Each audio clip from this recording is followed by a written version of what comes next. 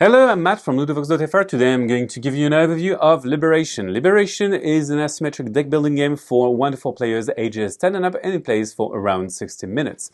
This is a game set in France in the Second World War, and you either play as the occupants or you play as resistance.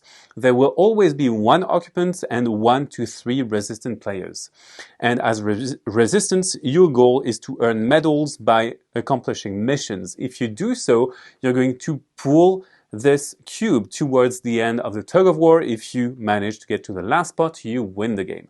You can play Liberation as a single game, but you can also play it as a campaign game in which you play multiple scenarios in a row and you accumulate different medals and advantages. So this is the first scenario, which is Le Réseau du Musée de l'Homme, and you're going to play through it as your first game of Liberation. So as a resistant, your goal is printed on your medal card. You will receive a random medal card at the beginning of the game. You look at it secretly and then you have your mission. Same goes for the occupants. They have 3 different goals they can accomplish. Both camps have a deck building element to them, but they are different. So how do we play a game of Liberation? First, we alternate turns. We start with the yellow resistant, we move to the occupant, then the blue resistant, then the occupant, then the yellow resistant, and so on and so forth. We set up the game for 3 players. You will always alternate from resistant to occupant, and if you obviously play with 2 players, you're going to take turns successively. So on your turn as a resistant, you will take 1 action, and you can play your cards for 3 different kinds of abilities. First, you can discard a card to draw that many cards. For example, I can discard this card to draw 4 cards. There is no automatic draw in Liberation. Second, we have items with different sets. And these sets are especially useful because they allow you to, if you discard all the cards from a set, do some things. For example, you can add deception cards to the discard of your opponent. You can also try to liberate people that have been arrested, or you can have the opponent discard cards from the hand, which makes their turn worse. You can also use the operations ratings of your cards. You can use that to move around. In Paris, you move around with these red lines. You can also recruit. To recruit, you will have to discard a card that matches or is lower than the number of icons. For example, I have a 2, I can recruit a 1 or 2 character. This character has 2 icons, so I will be to recruit that character. Some characters will come in your discard pile and some others on top of your draw pile. And these characters will help you take missions. To take on a mission, you will need to have several things, but we'll tackle the opponent's turn. So now we have taken an action here. The opponent will be able to play 1 or more cards from the hand, then they draw back to 6 cards.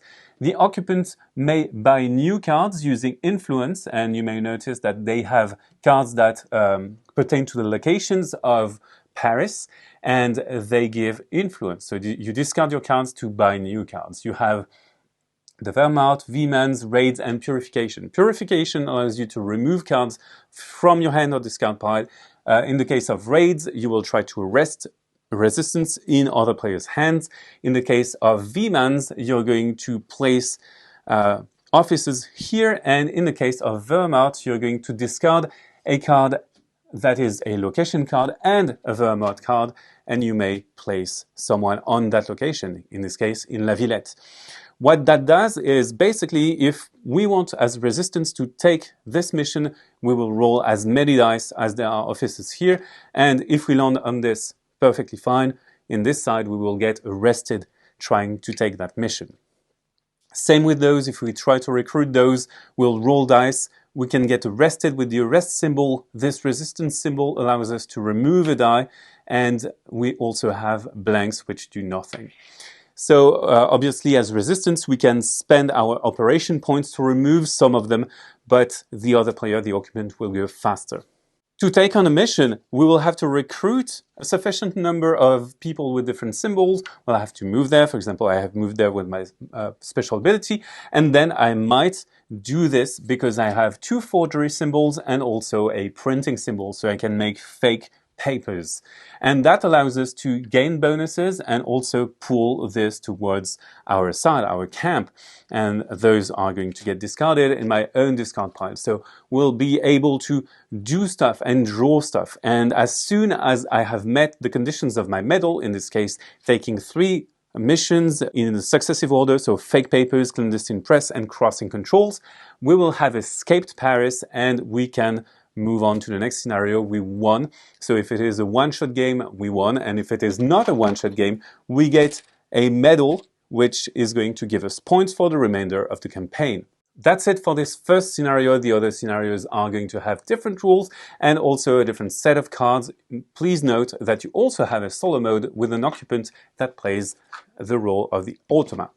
The other scenarios are going to be played on other maps with different rules. So for example, this is in the west of France, in Lyon, and so on and so forth. So you have different rules that accumulate and that change over the course of the campaign. Obviously, if the cube reaches the end of the tug of war, you won the campaign, and each medal is going to be worth 3 advances on that track. That's it for Liberation. So this is a historic deck building game in which the resistance try to take on missions while the occupant tries to choke them. Now, bye bye, see you on Ludochrono.